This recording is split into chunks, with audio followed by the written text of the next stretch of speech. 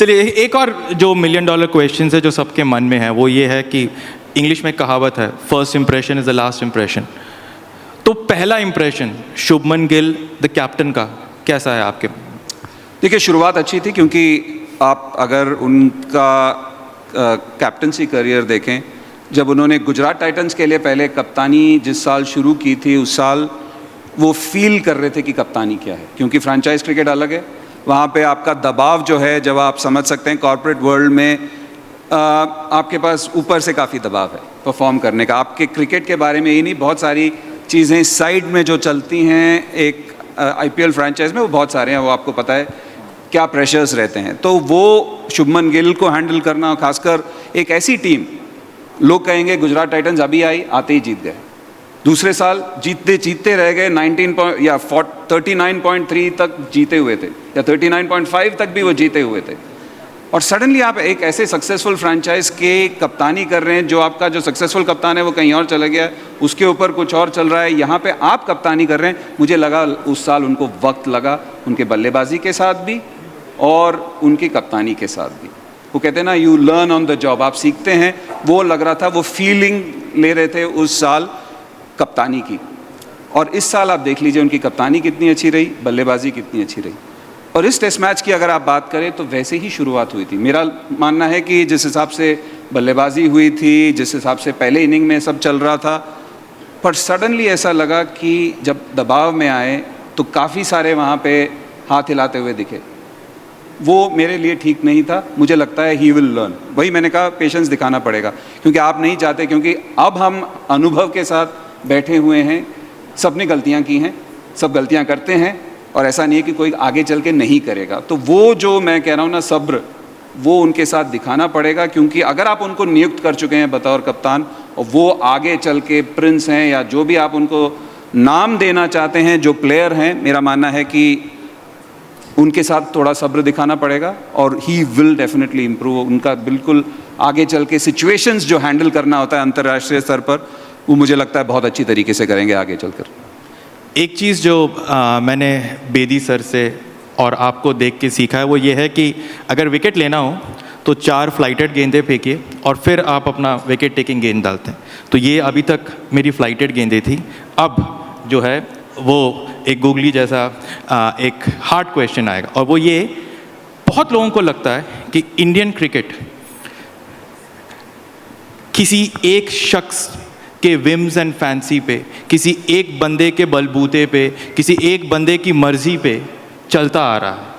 हमने देखा कि कप्तान, चाहे वो सौरव गांगुली हो, MS धोनी हो या फिर विराट कोहली हो, और अब कोच बनकर आए हैं गौतम गंभीर। क्या आपको लगता है कि इंडियन क्रिकेट में लॉजिक कम और किसी एक बंदे की ज़्यादा चलती आ रही है? नहीं, मुझे नहीं लगता ऐसे। देखिए, आप अगेन, मैंने शुरुआत में ही कहा था कि सबको खुश करना बड़ा मुश्किल है। हर डिसीजन से कोई ना कोई कुछ ना कुछ नाखुश रहेगा। तो जो शख्स वो डिसीजन लेता है वो अपनी सोच के हिसाब से लेता है। वो सबकी सोच को रखता है मद्देनज़र, पर अपनी सोच और अपने जो थिंकिंग, जो कहेंगे आगे चल के जो सही रहेगी, उसके हिसाब से लेता है। और यहाँ कहीं ना कहीं कोई ना कोई, किसी को तो कोई आपत्ति होगी। तो मेरा नहीं मानना कि ये कोई विम्स एंड फैंसी से चलता है। और काफ़ी लोगों ने देश को आगे रख के या टीम्स को आगे रख के, या क्योंकि देखिए at the end of the day, अगर मैं कप्तान हूँ, मैं चाहूँगा मेरी टीम जीते, तभी मेरा नाम होगा, नहीं तो मेरे गर्दन पे तलवार होगी। मेरी टीम जीते, बट वो मेरी टीम जीतने के चक्कर में कहीं मैं अपनी टीम तो नहीं बना रहा हूँ। देखिए, ये बड़ा मुश्किल है सवाल अगेन, क्योंकि आप कह रहे हैं कि आप फर्ज कीजिए, मैं आप पे ये रिवर्स करता हूँ।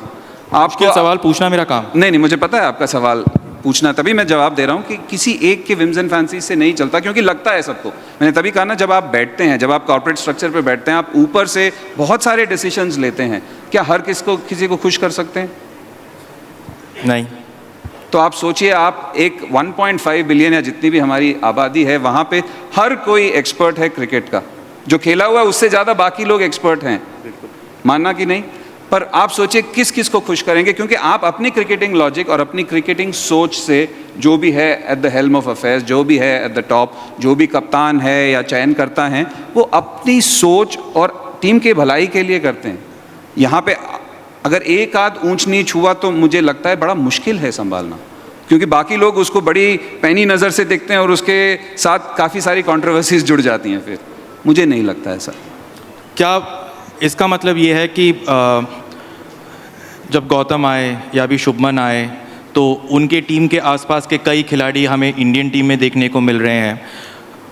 मेरा सवाल अगर एक फॉलोअप की तरह पूछूं तो क्या कप्तान को ये हक होना चाहिए कि वो जिस खिलाड़ियों के साथ वो ज़्यादा बेहतर कंफर्टेबल है या कोच जिसको ज़्यादा पहचानता है उनके साथ टीम इंडिया के लिए खेलें, या फिर उस टीम के साथ खेलें जो 5 चयनकर्ताओं ने मिलकर अपनी सोच डोमेस्टिक के प्रदर्शन से खेला गया? क्योंकि कई ऐसे नाम हैं, सरफराज खान इतने 100 पे 100 बनाए जा रहे हैं, टीम में कहीं नाम नहीं है। अभिमन्यु ईश्वरन इतने साल से टीम के साथ चल रहे हैं, क्यों चल रहे हैं किसी को पता नहीं है। अगर शमी फिट हैं या नहीं है किसी को पता नहीं है। कई ऐसे सवाल हैं जिसका कोई जवाब नहीं है। आप ब्रॉडकास्टर से सवाल कर रहे हैं, चयनकर्ता से नहीं।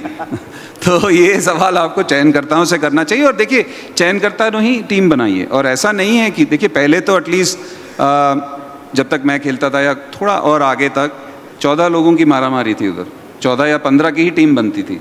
अब तो 18, 19, 20, 21, 22 पैंडेमिक में तो 25 लोग भी गए हैं, उससे भी ज़्यादा गए हैं।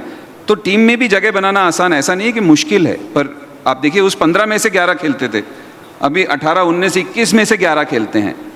तो सबको अगेन मैंने जैसे कहा, ये चयनकर्ता टीम बनाते हैं और चयनकर्ता वहाँ होते भी हैं।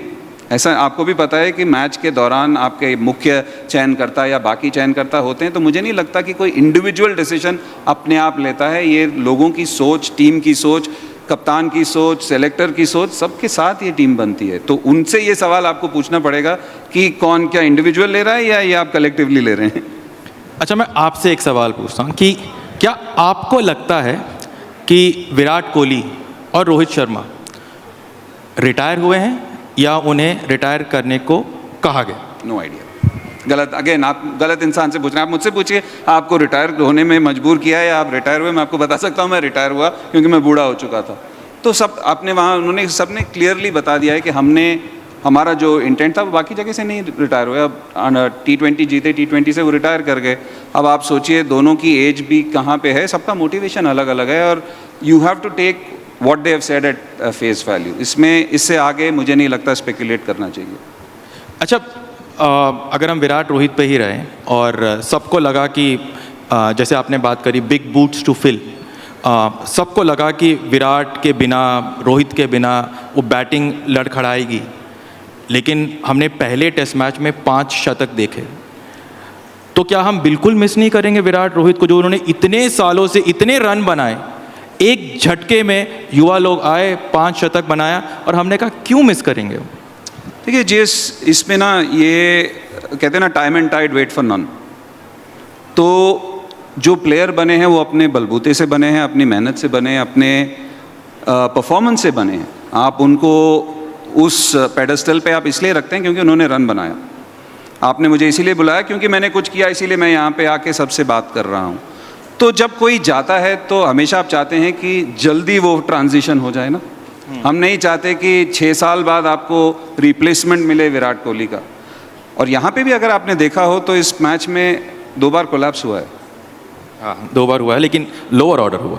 जी, जो भी है, मेरा कहने का मतलब है कि कोलैप्स हुआ है तो आप एक प्लेयर को ज़रूर मिस करेंगे। आप सोचिए कितने रन बनाए उन्होंने। उनको एक चेस मास्टर या मास्टर प्लेयर या मास्टर क्राफ्ट्समैन जो भी पद्धति मिली है वो अपने परफॉर्मेंस के वजह से मिली है। रोहित शर्मा को वाइट बॉल ग्रेट माना जाता है क्योंकि उन्होंने उतने रन खड़काए हैं। तो मिस तो ज़रूर करेंगे। अब आप पहले मैच में नहीं मिस किया, कब मिस करेंगे ये मुझे नहीं पता, पर मिस तो ज़रूर करेंगे। पर एक और चीज़ भी है इसका, जो दूसरा पहलू वो है कि आप चाहते हैं, जैसे मैंने अभी कहा, आप चाहते हैं कि उनके जो रिप्लेसमेंट्स हैं, विकल्प हैं, वो जल्दी मिल जाएं। और अच्छी बात है अगर मिल गए और हमारे बैट्समैनों ने रन बनाया तो।